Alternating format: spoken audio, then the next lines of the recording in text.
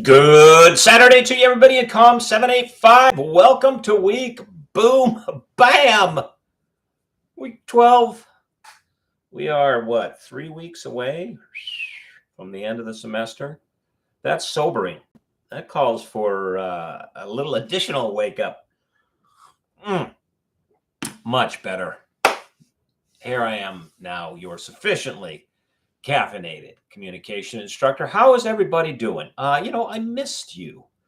Earlier in this week while I was gone. I do, each summer I go back west to my hometown of Salt Lake City, spend time with my mom, who is 80. We do work around the house and make sure that she's okay.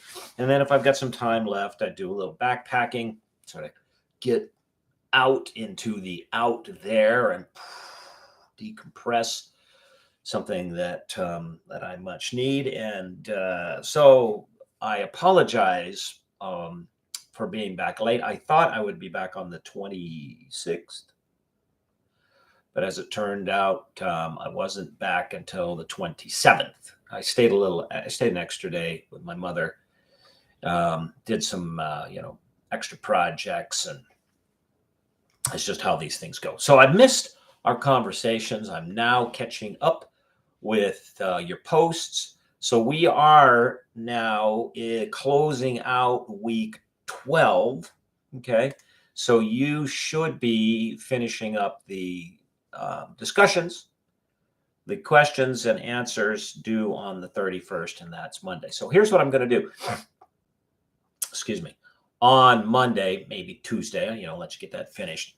I will do a video in which I comment on your answers from week 12 and then give you a preview of the readings for week 13. All right. So that's coming this coming week. But for today, this is the video that, you would normally see like Monday, Tuesday. Okay. So let's talk about what we did in week 11. We're starting a new unit here. That is a section on not-for-profit. And this is one that I hope you're going to find particularly interesting because number one, it's an area that's just not discussed enough. And number two, I have for you what I believe will be useful texts and resources. Now, last week we closed out Cialdini, we closed out Wilson. I hope too that those will be texts that you hold on to, especially the Wilson text, because it's a great how-to text. Courbet, or maybe because I use the French pronunciation, maybe it says Courbet. Courbet, on the other hand, when helping Hertz, this is not a how-to text. This is more a why-to. So you can take these principles that you learned in Wilson et al. About marketing and PR and apply them to not-for-profit work. But what I want you to do is to use the guiding principles, the why do you do this, that you're going to find in When Helping Hertz. Okay, so new unit, new readings. I gave you a section from this work, also from Dan Pallotta's. I'm knocking things off my desk here. From Dan Pallotta's Uncharitable. Spoiler alert for the questions next week, if you haven't got to them already. I'm asking you to compare the two texts. Specifically, what do the two authors have to say about the origins of some of the dysfunction of not-for-profit work, and what's to be done about it? Now, spoiler alert, you haven't gotten to this question already. Okay, their answers as to what went wrong are closer than you think. I mean, it might not jump out to you right away. And I guess more spoiler alert, fundamentally, in the case of both authors, their answer is, as the gap between what we say, why we say we do, and what we do gets larger, our efficacy, how effective we are, gets smaller. Now, what I want you to compare is the remedy as prescribed by both authors, because that's where the paths diverge significantly. You've already read in Pallotta that he says, okay, the problem with not-for-profits is it's grounded in Puritanism, and he paints with a very big brush, sort of this is Christianity in the Americas. Yeah, no, not really. There were a lot of denominations that came here that made up that landscape, and it wasn't the sort of strictly Puritanism that made up the landscape. But that's his perspective. All right. Now, if you didn't watch the TED Talk that I recommended a couple of videos back, in which Pallotta goes through this book, in a way, I'm not surprised at Pallotta's suggestion as to what's to be done, because what's to be done, in his estimation, is okay. So the problems come from this Puritan perspective about human nature. The Puritans got it all wrong. We have to give these fundamental puritanical attitudes the heave ho. Gotta go. If you watch the TED Talk, Dan Pallotta has a number of axes that he's grinding with the Christian church, with the church. Okay. So I have a suspicion that has colored his perspective on what's to be done. Look at Courbet, on the other hand. There's agreement there.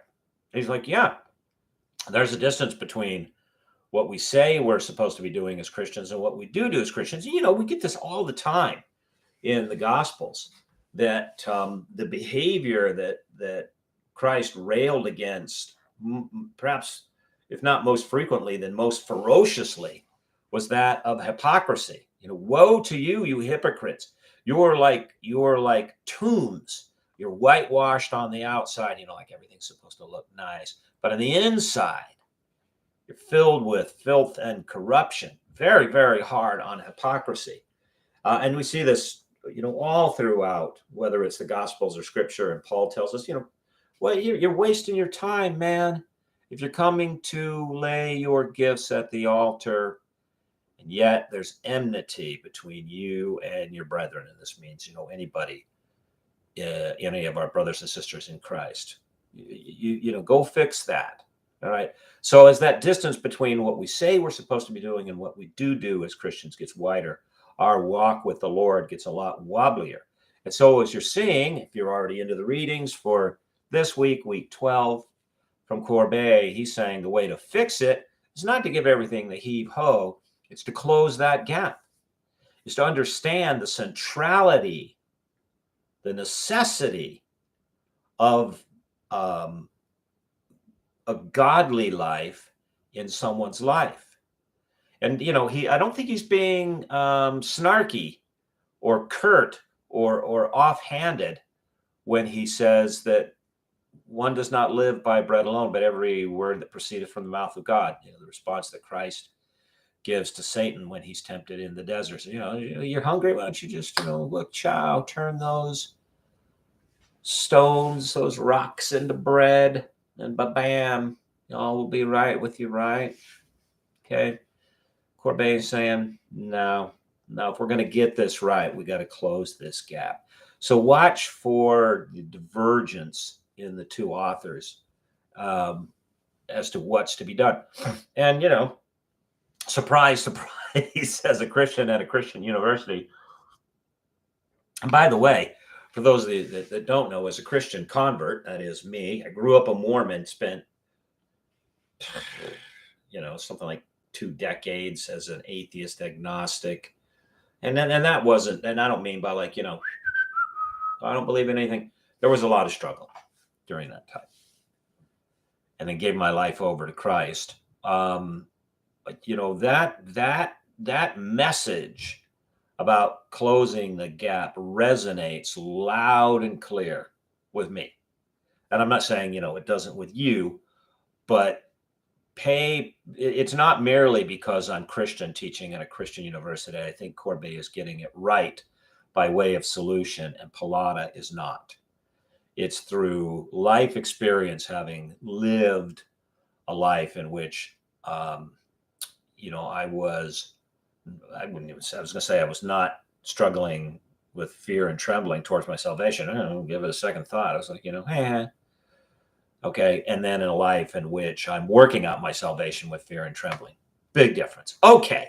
So those are the readings that you're, doing this week. They're due on the 31st.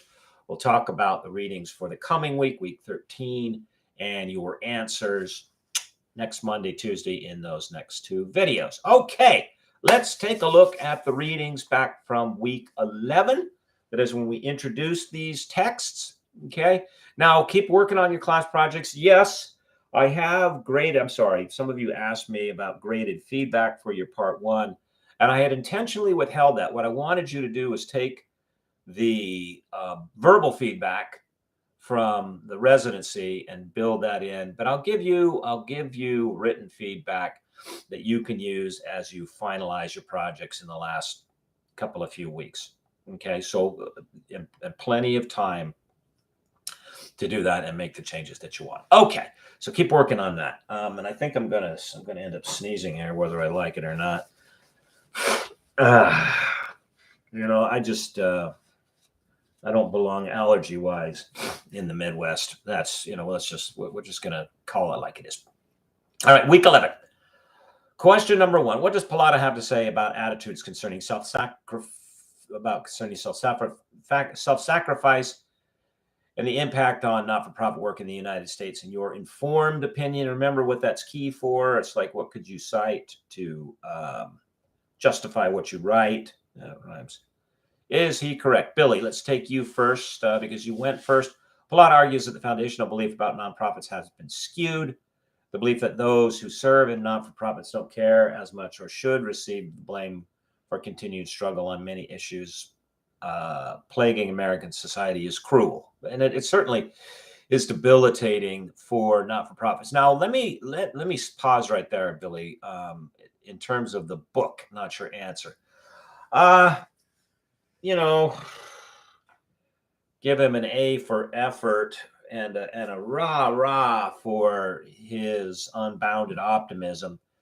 But I have to disagree with Mr. Pallotta about this, where this assertion is concerned that if we really got it together with our not-for-profit work, we could have a world in which there was no hunger and there was no poverty and there was no struggle. No, no. He says, I just can't accept, people say that we will never have a world without poverty and hunger, and I won't accept that. I'm sorry, sir. The reason for the ongoing presence of those problems is not entirely a failure of not-for-profits and not-for-profit work. There's plenty of blame to go around by way of failure, but the main reason is the failure of the people who cause the problems.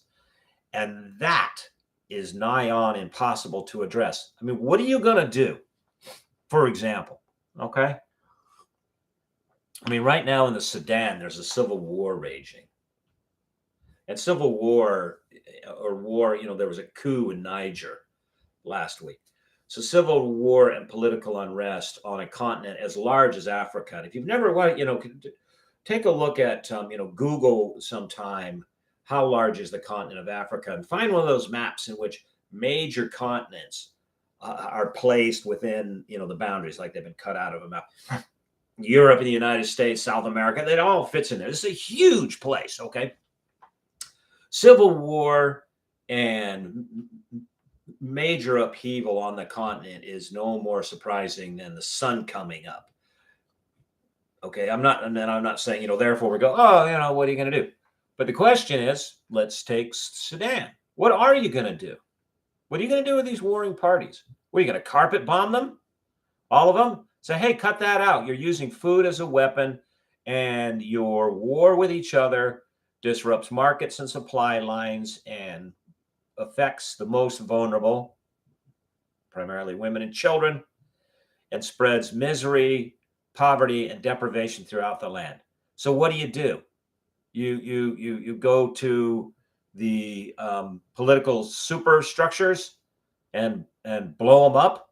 I mean, you just eradicate them. It's not like this is a bacterium that you're developing an antibiotic for, or a virus that you're developing a vaccine for. It's not like eradicating smallpox or something. You know, you put those things in a petri dish and like, bap, bap, bap, bap, bap, bap. You can't run around the world liquidating people. I mean, I suppose you could try, but you know, now you're Hitler, so you can't do that. So this sort of, I don't know what it was or what it is. Naivete is the word I'm looking for, but this sort of, you know, rah rah shish boom ba, we can get it done if we just get our not-for-profits in order. It's either tremendously naive or meant to sell books. Okay, because it's factually untrue. The significant source of the problems that not-for-profits try to address, it's the behavior of people. And if you can show me a period in history in which everyone, starting from the garden, man, behaved in accordance with those godly laws meant to keep the whole system running harmoniously, you'll be showing me a time that never existed. So anyway, back to you, Phillips. You know, and every time I read that section in Pallotta, I'm just like, oh, come on, man, really? All right, Pallotta mentions the flawed outlook on American struggle dates back to Puritan thought on human depravity. That's correct. Okay, in my opinion, I feel many nonprofits tend to struggle because it is not the shiny object that attracts positive attention. Yeah, I mean, there's a certain, it's just like the news, there's a certain addiction to the sensational and to the hyper emotional that comes through suffering. It requires work, long hours, dedication to a cause. I believe many Americans look for quick fixes to the problem, and that's that's right. That's spot on, also, and that is you know, part of what Corbet is getting at, and why I think this is an important book, because he's saying there isn't a quick fix. You know, to give this witch, just give her money. He talks about the woman in Uganda during the introduction. That's the quick fix. Makes you, the donor, feel great about yourself, but doesn't fix the problem. Right? In doing so, they miss the root. They miss the root. Okay, root. I assume you mean ROOT of the problem, only to have it rear its head later. Despite the statistical data provided in this week's readings on how much donors support nonprofits, still feel this is part of the issue. Tossing money at a problem does not guarantee a solution to it. In fact, I can tell you, Billy, you know, you were very, very right. In fact, not only does, and you know, you sort of, it sounds like you're hedging your bets, which is fine. That's a perfectly acceptable answer to say just tossing money doesn't solve the problem. Tossing money isn't the solution to the problem in many instances. All right, good answer. Rinesh, let's take a look at what you were doing on question number one. Nonprofits in the, excuse me, I know that you've worked in not-for-profit sector. Nonprofits in the U.S. have done great work, but have been compromised to scale their impact due to self-sacrificing attitudes, which has limited the scholarship on social entrepreneurship as well. Below are some lingering effects of this attitude in the U.S. and abroad.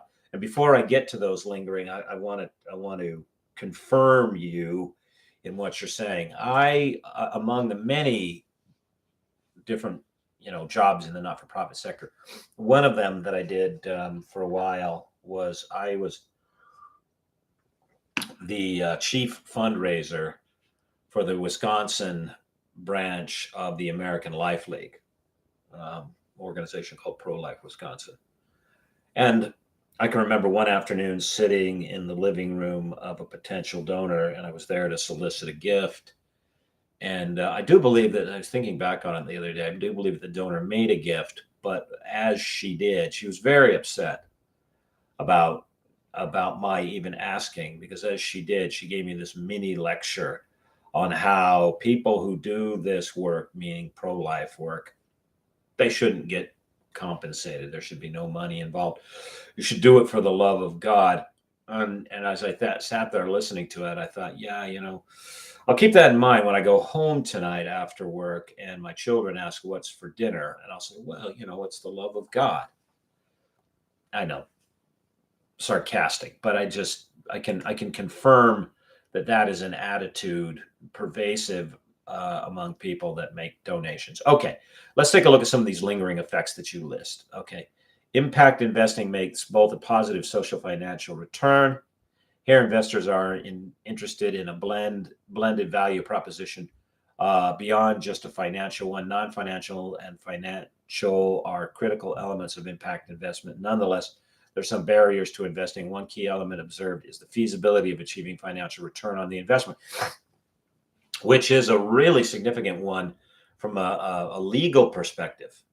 Because when you declare that you're a not-for-profit, you cannot give out dividends. You can't have shareholders. You can't take any money that you take in excess of what you would spend on the problem and hand it out as a dividend. That is just that's a huge no. Okay. Working towards social good, the feasibility is impacted by insecure income models, and I tell you, tax models. Example of this is social welfare quasi-markets in Germany, which have inflexible funding structures, including political change and misuse. Lack of business skills of social entrepreneurs is another concern. And here again, you're spot on. You're very, very right that the not-for-profit industry tends to attract people who are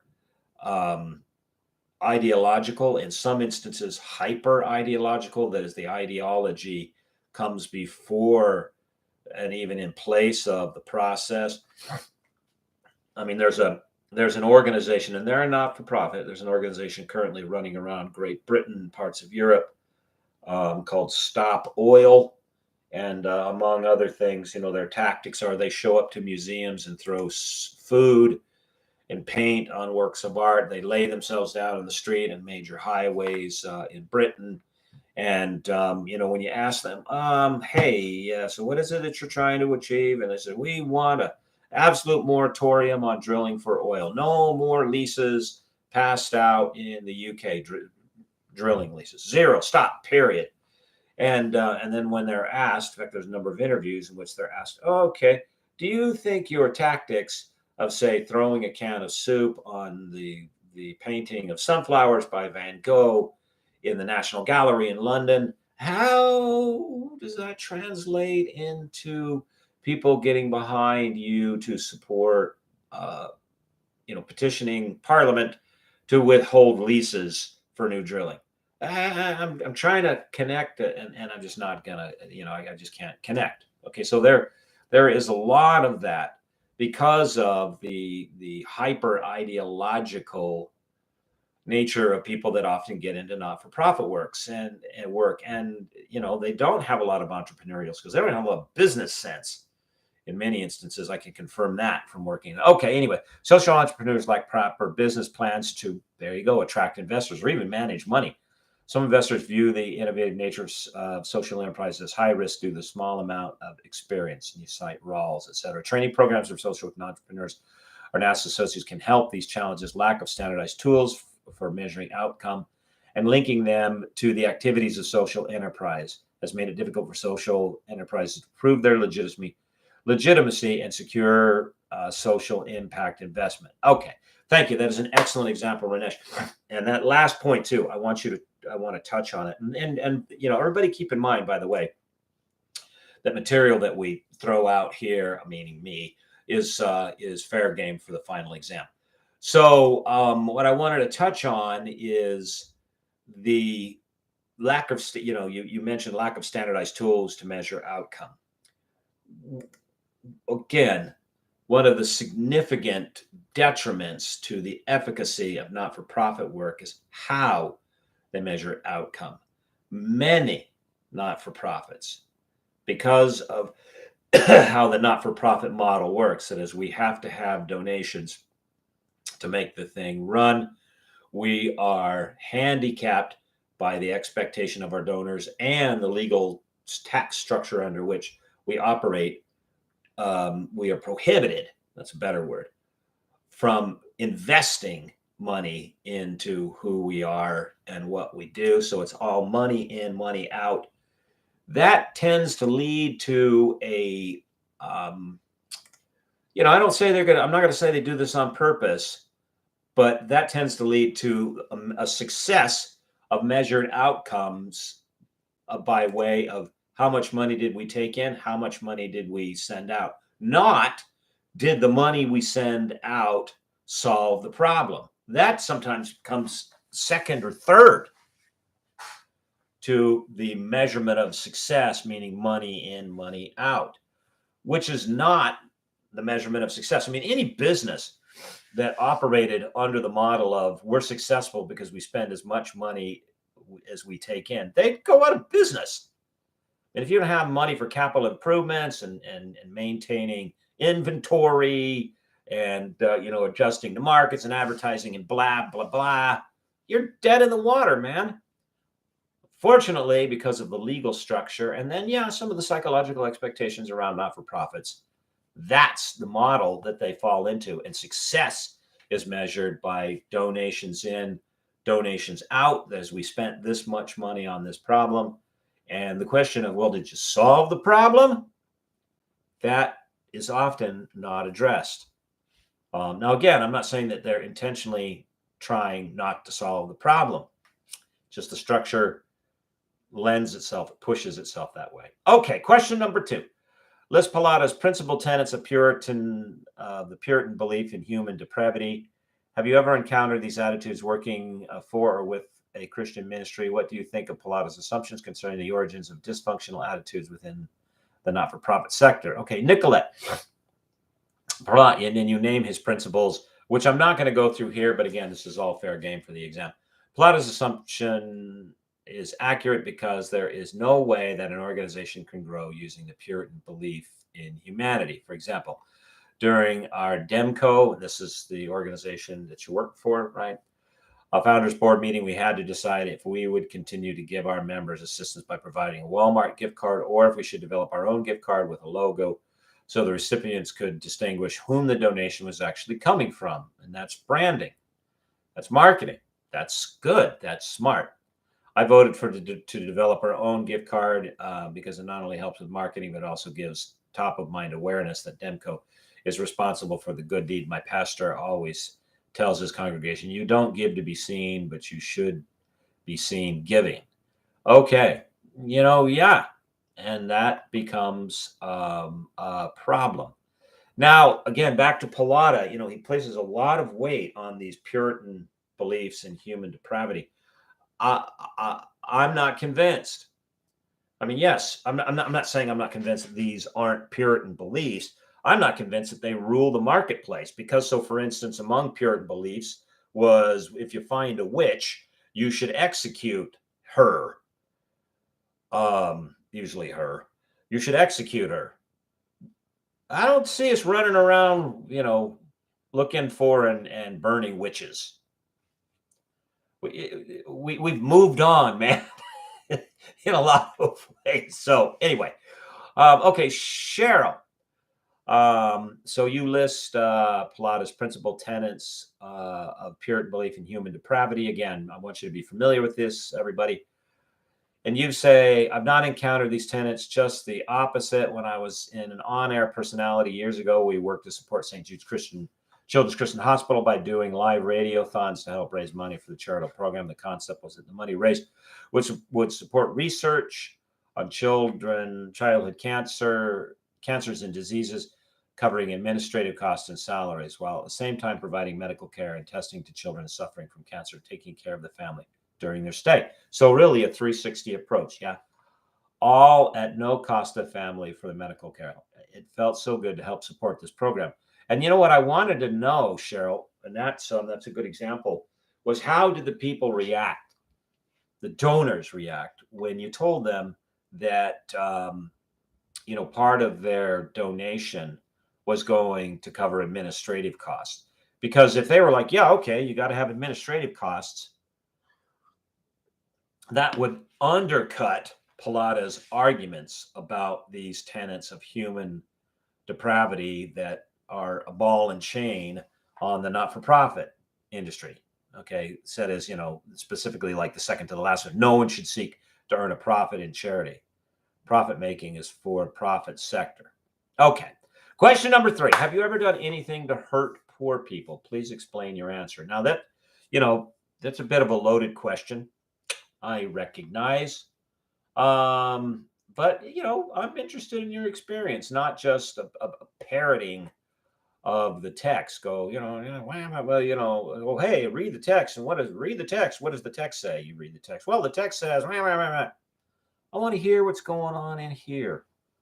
That deeply interests me. Okay, Dominique, interesting answer I thought you had here. I felt so convicted reading this week's readings. I have to admit, I've done some things to hurt poor people. I live in Atlanta, and there's a large amount of homelessness in the city. And I do not live in a city the size of Atlanta, Dominique, but we have homelessness where I live as well. Any exits you take in Atlanta, you are bound to see a person with a sign asking for money. There are times when I still hear a voice telling me to give them the dollar I have in my pocket or change holder in the car. I was stubborn and chose not to because I started to think that maybe they're just going to make this money if they can stand out here. Why can't they go get a job? Reasonable question to run through your head. Okay. Now I understand I was out of line this way of thinking. I'm a blessed person and God requires us to be a blessing to others. Now I try to always give them something or whatever I have to help them instead of riding past them. Okay. All right. My wife and I, we've talked about this too. We are likewise conflicted. And, one of the ways we've solved it is if we see somebody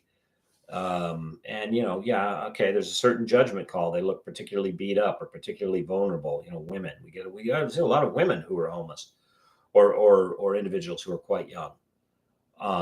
We'll just very quickly go out of our way, get drive through a restaurant and get a meal, and then say, "Here, do you need something to eat?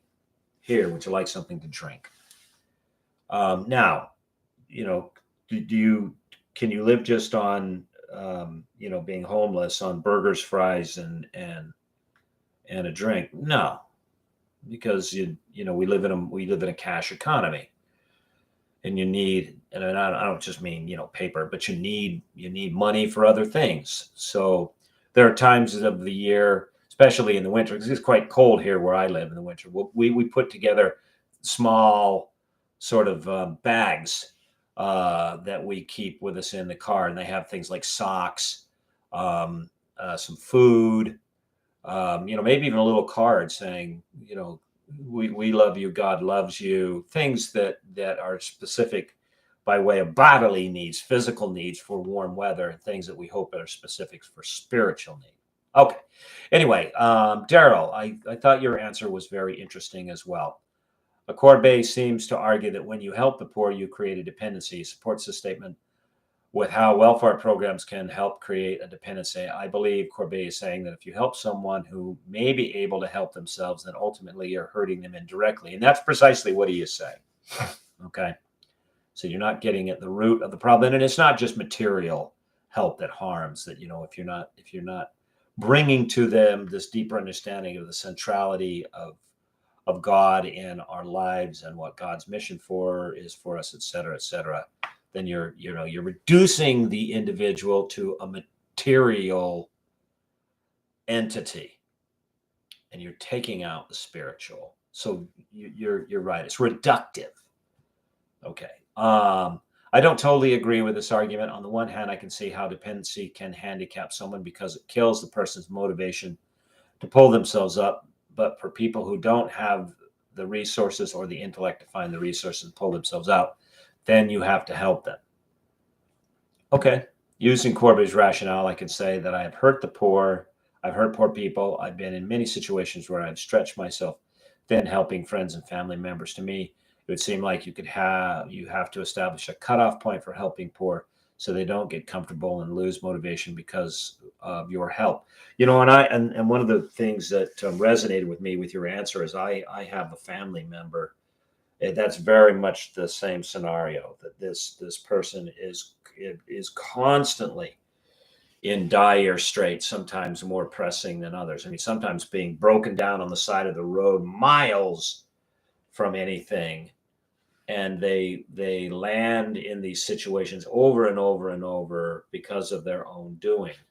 They don't generate revenue to cover their expenses because of their own doing. And they call me up. It's a family member, younger. He's younger than I am by some years, and I know he looks to me as a mentor. And he calls me up. No, I'm stuck out here in the desert, and I got this. And can you lend me this money? And since we're all interconnected, it's Venmo. Just send it to me by Venmo.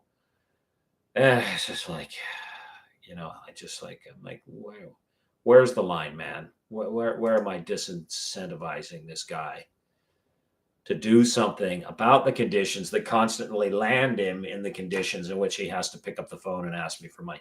And I don't think he likes it. I don't think he's like, oh, hey, let me get some money out of Jeff. I don't think that's his motivation. I just don't think he doesn't see the sequence of, hey, don't do this, and this probably won't happen. So how do you handle that? I don't know that there is a set answer. Okay, final question. Although he does not tell you, why did Steve Corby feel sick on the flight back from Uganda? Ranesh, let's do you one more time here. When we have resources, we jump quickly to provide relief. Finally, and here you quote, there was me, the Mzungu. And for those of you who are not familiar with that word, that is an East African term. I believe it's Swahili in origin. Mzungu, I mean, it quite literally means he who wanders around without a clue. Or we might just translate it as idiot. And this was the term that native peoples in East Africa gave to early white European explorers, Mzungu. And so it's not a nice word. I mean, it's a pejorative. On the west side of the continent, the word is Obruni, and that means devil. So, working in places like Ghana, I've had people scream at me, Obruni, Obruni. And it's like, okay, I'm the devil, whatever. Here to help build a hospital. That's me, Satan incarnate. Like, whatever. Anyway, back to the quote. There was me, the Mzungu, all which that word would represent money, power, money, education, money, superiority, and money. Corby did the same when Grace needed help, but when he is not there, who would help her? This would have been a good opportunity for him to help Grace by reconciling her relationship with members of her community and strengthening her relationship with her church community. If they had collectively helped her, they could have developed stronger relationships and learned to solve problems in their own community cohesively. Corby violated his own principles of alleviating poverty. You nailed that exactly right, Ranesh. And that's why he said he felt sick going home on the plane. Okay, everybody, that's way enough. It's almost 40 minutes. Thank you for your indulgence, your patience, almost like a full lecture. On this week's readings, coming Monday, Tuesday, we'll talk about the coming readings and what you did in week 12. Keep on with your projects. If you have any questions, send them to me. Have a blessed week, and I will see you on Blackboard. God bless.